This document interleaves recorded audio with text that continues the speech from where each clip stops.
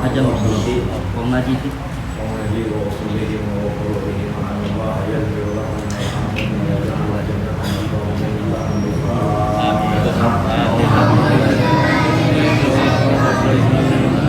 Bismillahirrahmanirrahim. Alhamdulillah.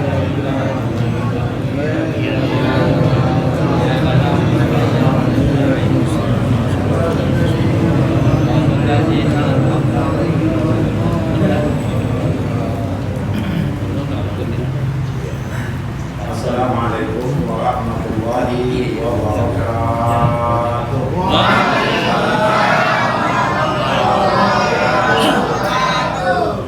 Alhamdulillah. Wassalatu wassalamu ala Rasulillah Sayyidina wa habibina wa syafi'ina wa qurrati a'yunina wa maulana Muhammad wa ala alihi at-tayyibin at-tahirin wa Allahumma an sadatina Abi Bakr wa Umar wa Uthman wa Ali Radhiyallahu wa an kulli sahabati Rasulillah ajma'in wa an tabi'in wa man tabi'ahum bi ihsan ila yaumiddin. Subhanaka la ilma lana illa ma 'allamtana innaka antal alimul hakim.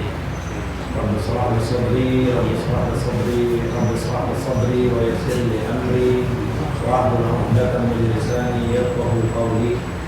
Rabbana atina min ladunka rahmatan wa hayyi' lana min amrina rashada.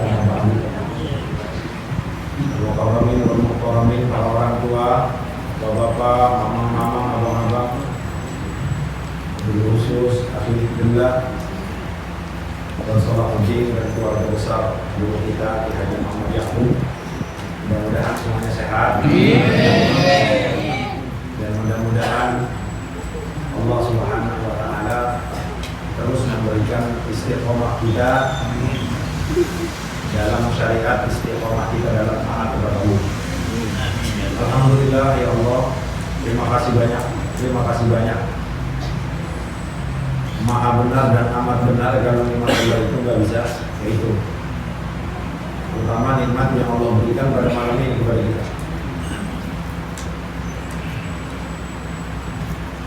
Sering kita sampaikan, kalau orang dikasih duit banyak, dikasih panjang umur, dikasih sehat, itu bisa saja Allah berikan terhadap orang kafir, terhadap orang muslim. Panjang umur, sehat, kaya, bisa saja Allah kasih kepada muslim yang taat, muslim yang tidak taat. Bisa saja Allah kasih kepada muslim yang rajin sembahyang, bisa saja yang ahli maksiat. Tapi kalau hidayah itu taufik, kalau petunjuk untuk ke arah yang baik, kalau petunjuk untuk sampai kepada apa yang Allah ridha, itu tidak akan Allah berikan kecuali kepada orang yang Allah pilih, kecuali kepada orang yang Allah sayang. Jadi tiga sudah kita. Yang pertama sudah diberikan hidayah secara umum. Alhamdulillah kita bisa makan minum itu karena petunjuk Allah. Yang kedua, hidayah untuk arah kepada yang benar. Allah sudah utus Rasul. Dalam hal ini adalah junjungan kita Sayyidina Muhammad. Kita bisa tahu halal haram, kita bisa tahu baik buruk, kita bisa tahu wajib mana yang maksiat, mana yang taat, kita bisa tahu. Dan bukan hanya itu Allah berikan kepada kita yang hadir pada malam ini. Maka tetapi Allah berikan lebih dari itu. Namanya hidayah taufik istilahnya. Apa? Udah dikasih petunjuk dan kemudian dikasih gerakan dan kekuatan untuk melakukan itu. Maka sesuatu yang Allah inginkan itu terjadi dan kita yang Allah tunjuk sebagai pelaku-pelakunya, aktor-aktornya, maka cuma satu yang Allah minta. Apa? Ikhlaskan karena Allah. Jadi Allah udah sayang banget sama kita ini Pak. Udah sayang banget kalau bahasa orang Betawi. Udah sayang banget, kebina sayangnya cintanya sama kita. Jadi bukan hanya sekedar dikasih petunjuk untuk benar, tapi gerakan untuk kepada sebuah kebenaran itu Allah kasih ke kita.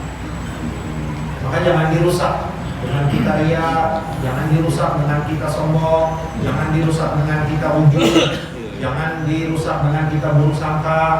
Maka jaga semuanya itu, pelihara itu semua dengan ikhlas karena Allah. Mudah-mudahan duduk kita malam minggu pada setiap malam 2 minggu sekali ini, mudah-mudahan jadi amal pahala kita. Salawat beserta salam jangan pernah lupa, baik setiap harinya, setiap malamnya, wabil khusus malam Jumat dan siang Jumat. Kalau di hari-hari biasa 10, 20, kalau malam Jumat atau siang Jumat usahakan bisa sampai 100. Bisa sampai 100. Gimana sih sholawatnya Ji? Allahumma sholli ala sayyidina Muhammad wa ala ali sayyidina. Ini yang paling gampang. Atau ya Rabbi sholli ala Muhammad, ya Rabbi sholli alaihi wasallim. Itu boleh. Maka dimulai berjanji atau azam, baca aja itu. Semua hampir ya Rabbi sholli, khususnya malam Jumat ini atau siang Jumat, setiap malam Jumat, setiap siang Jumat, baca itu terus. Fa'asiru alayya sholat, katanya. Perbanyak aku sholawat kepada aku Rasulullah. Fa inna sholatakum ma'rudatun alayya. Sholat kalian itu disampaikan kepada aku, kata Rasulullah. Gak akan mungkin Allah perintahkan sesuatu, gak akan mungkin Rasulullah katakan bahwa sholawat kalian sampai kepada aku kalau gak punya manfaat buat kita, Pak. Kalau gak ada manfaatnya buat kita, ngapain Allah suruh? Ini kan memberikan pengertian bahwa jelas itu manfaatnya luar biasa, itu manfaatnya luar dan banyak sekali buat kita, bukan buat Allah. Kalau Rasulullah sih Pak, sebenarnya jujur aja nggak pakai kita sholawat, itu namanya langsung udah dipuji sama Allah. Allah yang langsung bersolawat. Apalah arti sholawat manusia model kayak kita? Iya. Bener gak? Kadang-kadang enak, kadang-kadang kagak, kadang-kadang stabil iman, kadang-kadang kita disuruh salawat itu buat kita Pak, bukan pun buat Rasulullah SAW. Kenapa? Rasulullah sudah cukup dengan salawatnya Allah. Inna Allaha wa malaikatahu yusholluna 'alan nabi. Jadi kelasnya bukan kelas kita yang bersalawat, Allah. Kenapa kita disuruh salawat? Buat kita Pak, buat kita Bang, buat kita. Bukan buat siapa-siapa. Apa yang membuat kitanya? 10 Allah langsung bersalawat kepada kita. Apa artinya salawat Allah kepada kita 10? Allah akan sayangi dia, Allah akan cintai dia, Allah akan berikan hidayah dan jalan yang lurus sampai meninggal dan sampai kelak nanti di akhirat. Itu pengertian salawat Allah kepada kita. Allahumma sholli wa sallim wa barik ala sayyidina Muhammad wa ala alihi wa sahbihi wa sallim. Meneruskan pembahasan kita. Ini masih meneruskan tentang hal-hal yang makruh saat kita wudhu. Terakhir, jangan boros dalam penggunaan air. Walaupun kita wudhu di tengah laut, di empang gede, di kali, walaupun kita wudhu dengan air kita sendiri, lagi musim hujan, tetap Rasulullah memerintahkan hematlah dalam penggunaan air. Itu terakhir. Maka kalau bisa, entah memang harus kita setting keran di musola ini kecil, kalau itu kayaknya nggak mungkin. Cuman kesadaran kita aja, oh iya ngaji ini, walaupun ini musola kita, air kita yang bayar kan begitu. Tapi penggunaan air hemat itu bukan perintah musola, bukan perintah siapa, tapi perintah Nabi. Lakuin aja ya Allah, mudah-mudahan Nabi tersenyum melihat saya ngikutin cara Nabi.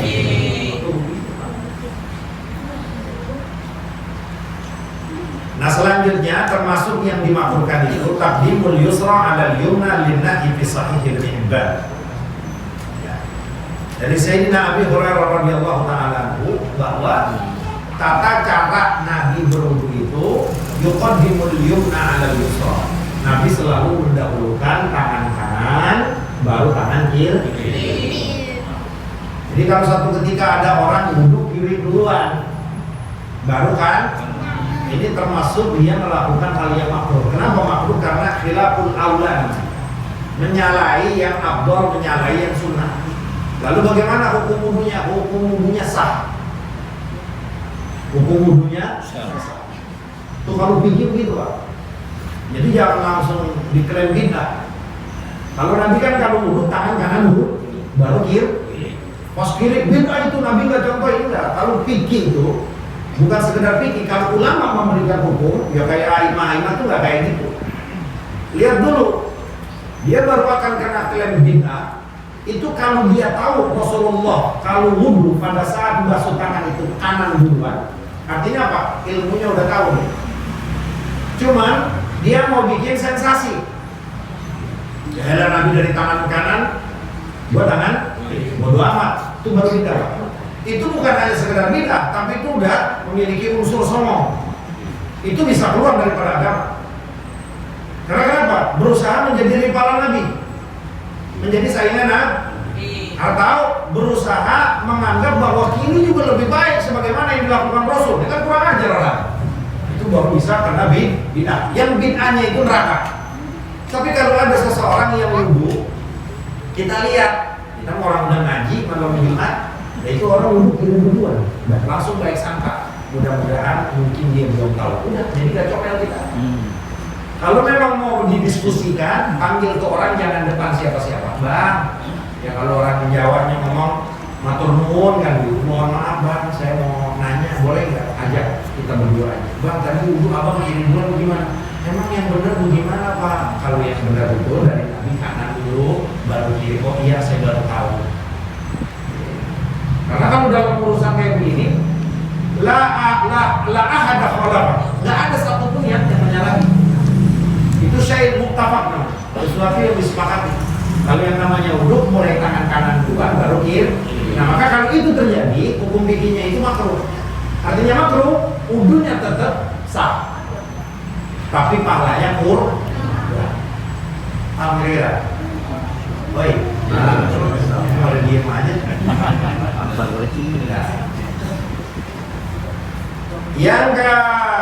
Yang selanjutnya termasuk yang dimakruhkan ya pada saat wudu, az-ziyadatu ala talas, ya, atau an-nafsu anha li khabari Abi Dawud wa ghairihi wa huwa sahihun kama fil majmu'. Annahu sallallahu alaihi wasallam tawadda'a talasan wa qala hakada al-wudu' liman zada ala hada aw naqasa faqad asa'a wa zalam. Ya, ini riwayat Al-Imam Abu Dawud dari Sayyidina Abdullah bin Amr radhiyallahu taala anhu. Termasuk yang dimakruhkan di dalam wudu itu kalau kita melebihi basuhan dari 3 kali. Kan sunnahnya 3 kali. Kalau dalam mazhab Imam Syafi'i, muka, tangan, nyapu kepala, kan begitu, kuping sampai kaki semua 3 kali. Termasuk hal yang makruh dilakukan di dalam wudu itu kalau melebihi basuhan dari 3 kali. Ini makruh. Dihukumkan oleh ulama-ulama kita, khususnya mazhab Syafi'i ini makruh kalau memang dia tahu basuhannya udah 3. Dia udah 3 nih, selesai 1, 2, 3, dia udah 3 dan gak ada keraguannya bahwa dia yakin semua mukanya itu udah terbasuh dengan dia tambahin aja sempat itu makruh. Tapi kalau memang dia udah 3, cuman ragu kayak rakaat sholat, 3 apa 4, kalau itu kan sepakat ulama-ulama kita khususnya mazhab Imam Syafi'i, kalau ragu dalam rakaat atau dalam basuhan muka udah 3 atau 2, maka waliyadni alal aqal. Rasulullah mengarahkan apa? Maka pastikan yang sedikit, ragu ini udah 2 kali basuhan apa 3? 2. Berarti tambahin 1. Walhal orang lihat kita udah 4 kali. Nah kalau yang nambahinnya karena memang tujuannya untuk meyakinkan bilangan 3, itu tidak makruh. Yang makruh di sini kalau dia nambahin itu basuhan setelah dia yakin kalau basuhannya sudah 3. Nawaitu rafal hadasin asbab 1, udah 2, udah 3, udah 3 dia udah yakin.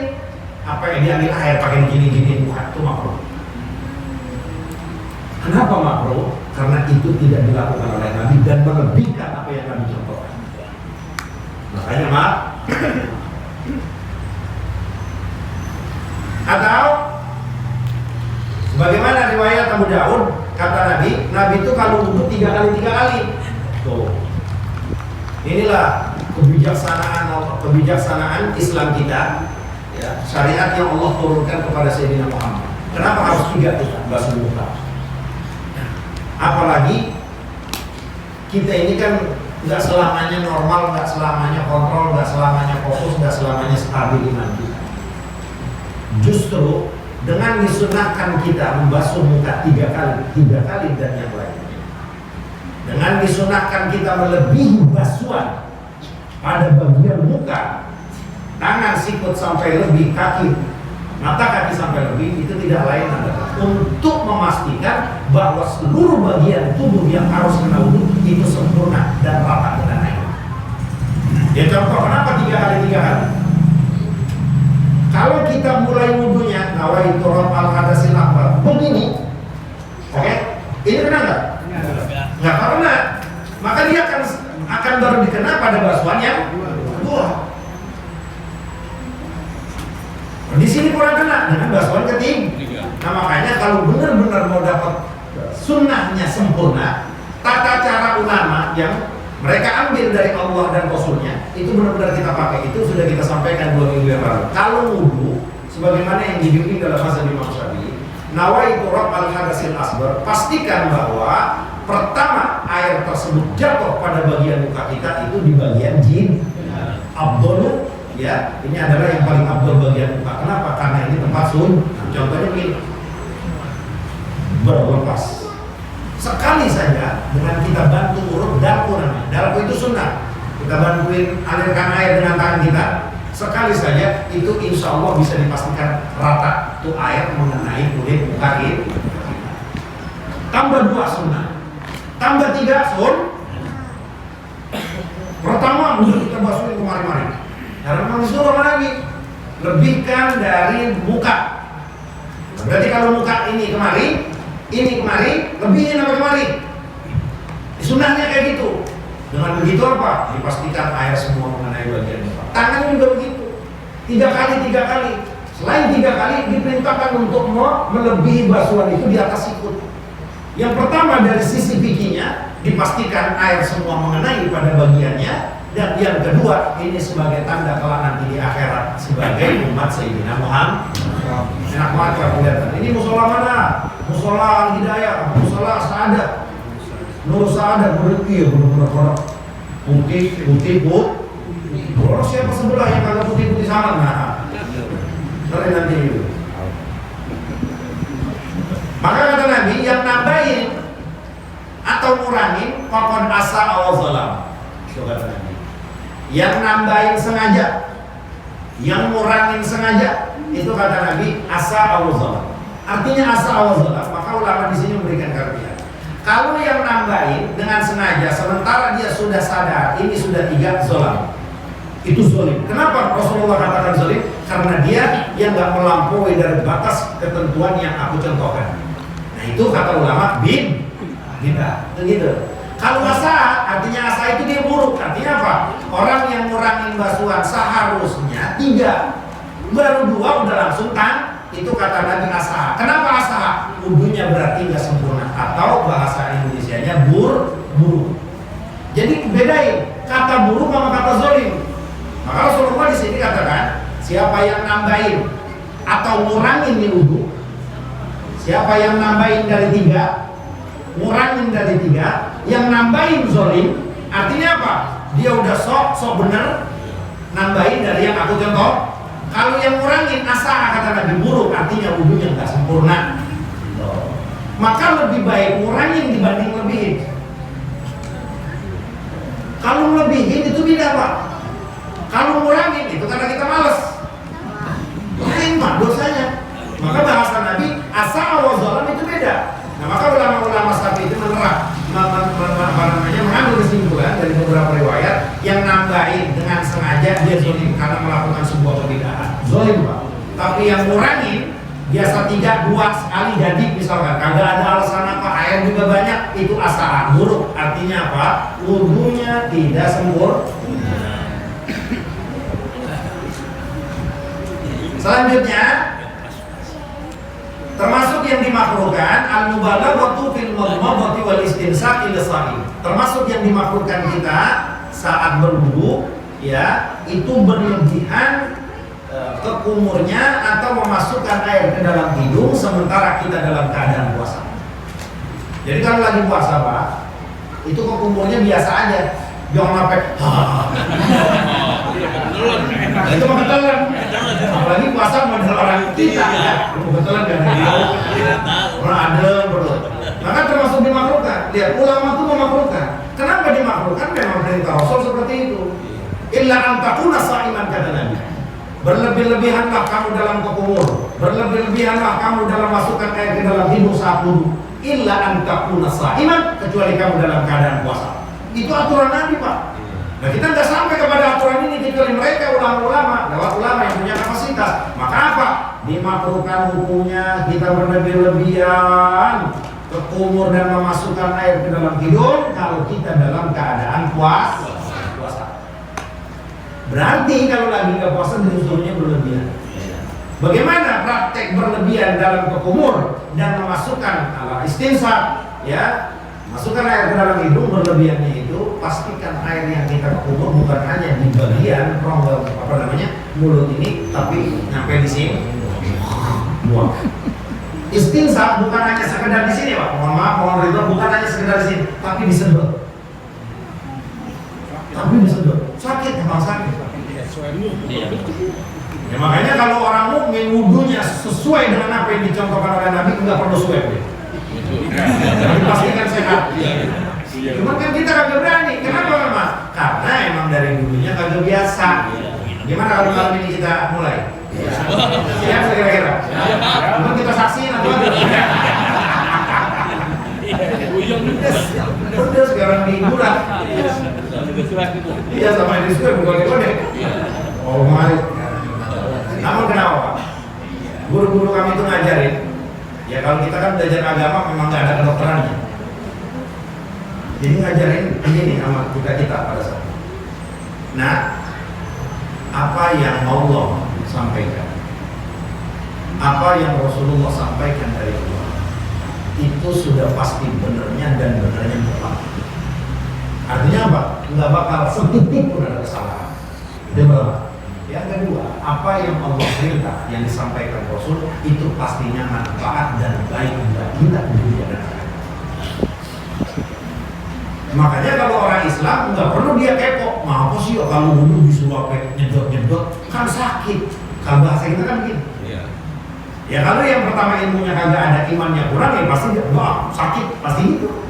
Tapi kamu yang keyakinannya kuat, yang nyuruh ini Allah, yang nyuruh Rasul, langsung udah dicontohin. Kalau kita lagi kagak puasa, disuruh sedot tuh air, apa berlebihan, sakit-sakit, pastinya nggak akan bahaya, pastinya nggak akan, ya nggak ada manfaatnya, pastinya 1000% manfaatnya kembali ke kita untuk urusan dunia dan akhirat ini. Siap gak kira-kira coba malam ini? Barang tadi ya. Nah, termasuk yang dimakruhkan al-isti'anatu biman yutahhiru a'dha'ahu bila qudrin. Termasuk yang dimakruhkan minta tolong wuduin saat kita mampu. Contoh saya sama Bapak gitu ya. Besar nih, Mbak, ambil dari Mbak, Bapak gituin gitu. Nggak boleh. Artinya nggak boleh di sini makruh. Karena kenapa? Mengurangi gerak dalam ibadah. Itu dimakruhkan oleh Rasul. Nah ini berdasarkan apa? Berdasarkan dari arahan Nabi, nggak boleh. Nah cuman kalau ada, kayak sahabat Nabi juga pernah diambilin. Baik pada saat Nabi itu lagi kurang sehat, Nabi lagi sehat itu ya kayak Sayyidina Anas dan yang lainnya, itu kalau ngambil wudu, Nabi diambilin air dibuduin. Ya kalau kelas Nabi ya beda dengan kelas kita. Karena sahabat pastinya melakukan itu untuk tabarruk, ngambil berkah, ngambil segala-galanya dari Sayyidina Muhammad. Maka berebut sahabat untuk melakukan itu. Tapi kebijakan Rasulullah yang untuk umatnya itu jangan sampai kamu minta tolong saat wudu kecuali kecuali dalam urgensi atau kecuali dalam keadaan uzur. Karena kenapa? Itu mengurangi gerakan amal ibadah yang seharusnya kita sendiri pakai tangan kita itu kan punya nilai di hadapan Allah. Jadi nilainya bukan sepakai tubuh aja Pak, semuanya gerakan yang kita lakukan untuk taat itu dihitung pahala oleh Allah. Makanya kan bahasa Allah, wa ma yalfizu min qaulin illa ladaihi raqibun atid. Ini pengertiannya apa? Tidak terucap satu kaul, satu ucapan dari mulut kita kecuali ada raqib atid. Ini memberikan pengertian bahwa tidak ada sebuah gerak apapun, baik kecil maupun besar, yang terjadi pada manusia kecuali ada raqib atidnya. Ini gerakan dilakukan buat kemana, arahan kemana? Buat wudhu, semuanya dicatat ibadah. Ini gerakan kemana? Buat mancing kagak sembahyang. Nah itu dari mulai jalan, nyelam motor, beli bensin, beli makanan, nongkrongnya, semua dicatat. Ngeri gak kira-kira? Yang kagak sembahyang, kalau yang mancing sembahyang malah salah udah. Aman, kalau yang mancing sembahyang karena kita suka mancing. Nah selanjutnya bila uzrin wa ma'ama ghuslu ar-ra'si fala yukrahu 'ala al-asl. Nah sekarang kalau kita wudu kita siram kepala kita, makruh apa enggak? 'Ala al-asl. Apa pengertian 'ala al-asl? Artinya mayoritas ulama Syafi'iyah berpendapat kalau ada orang wudu pas giliran nyapu kepala dia buyur kepalanya. Iya. Mungkin lagi puasa beradem. Dia buyur. Itu makruh apa enggak? Sebagian kecil dari ulama Syafi'iyah mengatakan makruh karena nggak ada contoh dari Nabi. Tapi sebagian besar ulama Syafi'i mengatakan bahwa basuh atau basahin kepala saat nyapu kepala itu tidak makruh, itu tidak dan boleh dilakukan. Nah selanjutnya wal alifu bi qaulin nasi asrafa wa tarafa al-itlaq lama kana al-mutawaddi mukhayyaran baina ghusl ar-rijlayn wa baina mas'i al-khuffayn dzakara al-musannif aqiba babihi fa qala babul mas'i ala al-khuffayn wallahu a'lam bis.